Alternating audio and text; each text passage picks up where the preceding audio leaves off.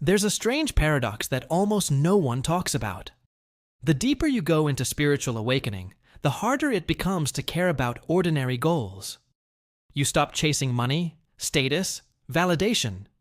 Even success feels strangely hollow. What once motivated you now feels meaningless.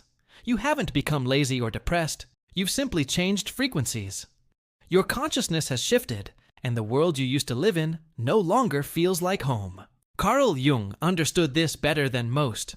He warned that genuine self-realization often begins with loss. The loss of drive, identity, and certainty. What we call awakening is not a peaceful ascent into enlightenment. It's a psychological death. The ego, which once fueled ambition and desire, starts to crumble. You begin to see through your own illusions, and with that clarity comes emptiness. Jung called this stage the negredo, the black phase of alchemical transformation, where everything you thought you were dissolves into darkness. At first, it's terrifying.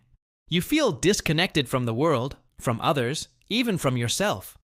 The things that used to bring excitement, goals, recognition, achievements, no longer hold power.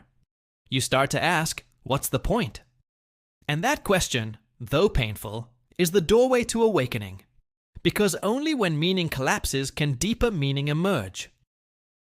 Before awakening, your motivation came from the ego, the part of the psyche that thrives on comparison, validation, and control.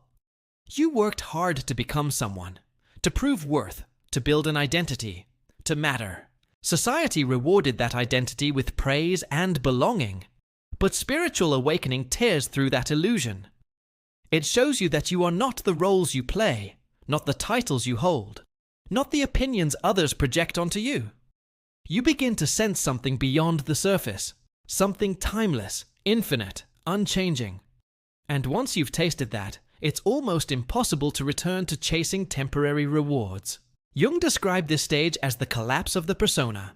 The persona is the mask you wear to function in the world, the polished, acceptable version of yourself. It's necessary, but when you start awakening, the mask feels heavy. The goals attached to it, success, approval, reputation, lose meaning because you no longer believe in the performance. You start yearning for authenticity, for truth. But truth isn't glamorous. It's quiet, still, and brutally honest. It doesn't promise applause. It simply asks you to see things as they are. That's why motivation dies. The ego's incentives no longer work. You've outgrown the need to impress, compete, or prove. But the soul hasn't yet offered a new direction. You're in between worlds, too awake to chase illusions, too human to live without desire. This in-between space is what Jung called the tension of opposites. The old self is dying, and the new one hasn't yet emerged. The psyche feels suspended in emptiness. It's during this stage that many people mistake awakening for depression. The symptoms overlap: fatigue, disinterest, emptiness, withdrawal. But while depression pulls you down, awakening pulls you inward. The energy that once flowed into outward striving begins to descend into the unconscious, preparing to awaken something deeper. It's not destruction, it's incubation. The seed must first dissolve before it can grow roots. Jung believed that this descent into the unconscious, what he called the night sea journey, is essential for individuation. Individuation means becoming whole, not perfect.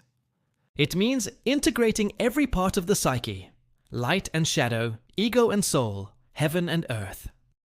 When you first awaken, you see only the light, and that light burns away your old illusions. But after the light comes shadow. The parts of yourself you ignored, denied, or rejected now rise to be seen. You lose motivation because the psyche demands stillness, space to reorganize itself. Think of it like a forest fire. Everything that was overgrown must burn away before new life can grow. The fire looks like destruction, but it's regeneration. The same is true for your inner world. When you stop chasing external validation, you create room for authentic purpose to emerge. The stillness you fear is where your new direction will be born. But here's the problem. We live in a culture that worships productivity. We're told that to be still is to fail, that worth comes from doing, achieving, producing. So when awakening strips you of drive, you feel broken. You start to panic, trying to force the old motivation to return. You go back to your routines, your ambitions, your plans, but they don't feel right anymore. You're not failing, you're transforming. The old fuel no longer works because you're no longer the same vehicle. Jung said that the first half of life is about building the ego, establishing stability, identity, ambition. The second half is about transcending it, discovering who you are beyond all the roles you've played. Spiritual awakening accelerates that second phase, sometimes too early. It's like being forced to live the questions before you're ready for the answers. You can't go back, but you can't yet move forward. So the psyche forces you to rest. That rest isn't laziness, it's integration. It's the soul saying, "Let me catch up." The ego pushes, the soul unfolds, and the unfolding can't be rushed. If you've lost motivation, maybe it's because life is asking you to stop striving and start listening. Your next purpose isn't something you chase, it's something you allow. In Jungian terms, this shift is from ego will to divine will. Before awakening, you moved according to personal desire. After awakening, you move according to synchronicity, the mysterious alignment of inner and outer events. Jung described synchronicity as a meaningful coincidence. It's how the unconscious communicates with consciousness. When your motivation dies, synchronicities increase. Life begins to guide you through intuition, not ambition. You start to sense when to act and when to rest. You're no longer the driver, you're the vessel. That sounds beautiful, but it's not easy. The ego hates surrender. It thrives on control, plans, and certainty. Awakening strips all of that away. You start feeling like you've lost your edge, your hunger, your fire. But what's really dying is the illusion of control. You're being prepared for a new kind of fire, one that burns from within, not from competition or fear. This inner fire, Jung said, comes from the self, the archetype of totality, the divine core of the psyche. When the self awakens, it reorders your values. You no longer crave success, you crave meaning. You no longer chase goals, you follow intuition.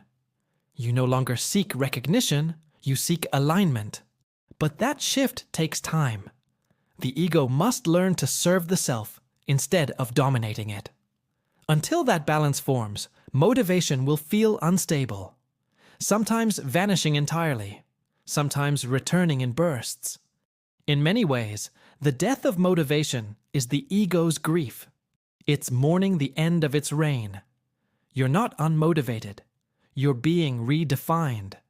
You're learning to act without attachment to outcome, to create without needing applause. Jung called this active imagination, engaging with the unconscious, not as a slave to ambition, but as a collaborator with the soul.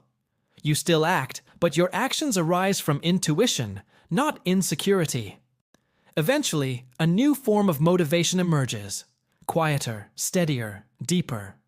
It's not the dopamine rush of achieving something external. It's the peace that comes from alignment. You begin to find joy in simplicity, in presence, in connection, in creativity for its own sake.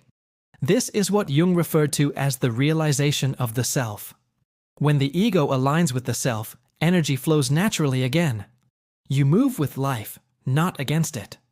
But before that harmony, there's chaos. You'll resist. You'll question everything. You'll feel lost, uninspired, maybe even broken. That's not regression. It's initiation. Every spiritual awakening passes through a desert phase. The desert is not a punishment. It's purification. You're being emptied of false desire so that true desire can enter. So what do you do when awakening kills your motivation? You stop trying to fix it. You let the death complete itself. You allow the nothingness. You rest. You listen. You stop demanding purpose from life and let life show you its rhythm. That rhythm may not look productive, but it will be authentic. The danger is trying to resurrect the old self. Many people retreat back into distractions, forcing ambition, chasing stimulation, clinging to identities they've already outgrown. That creates inner conflict and exhaustion. Jung warned that ignoring the unconscious only makes it stronger. The more you resist this inner death, the longer it drags on. But if you surrender, truly surrender, the next phase unfolds naturally, and what emerges from that surrender is something extraordinary. You begin to act from love instead of fear. You work not because you need validation, but because expression feels natural. You give without expectation. You create because creation itself is joy. You become what Jung called a channel of the self, a person whose outer life mirrors their inner truth. That is real motivation, not driven by pressure, but inspired by purpose. Jung once wrote, "There is no coming to consciousness without pain. Spiritual awakening strips away the illusions that kept you safe, but those illusions also kept you asleep. When they fall away, life looks empty for a while. But that emptiness isn't the end. It's the space before rebirth. The old fire burns out so that a new light can be born. One that doesn't flicker with circumstances, one that can't be taken away. So, if awakening has killed your motivation, take heart. You are not broken. You are in transition. The self that once needed external fuel has run its course. You are now learning to move from an inner source, quieter, slower, but infinitely more powerful. Carl Jung would tell you, don't rush the process. Don't mourn the ego too soon. Sit in the silence. Let the ashes settle. Because one day, when the time is right, you'll feel a spark again.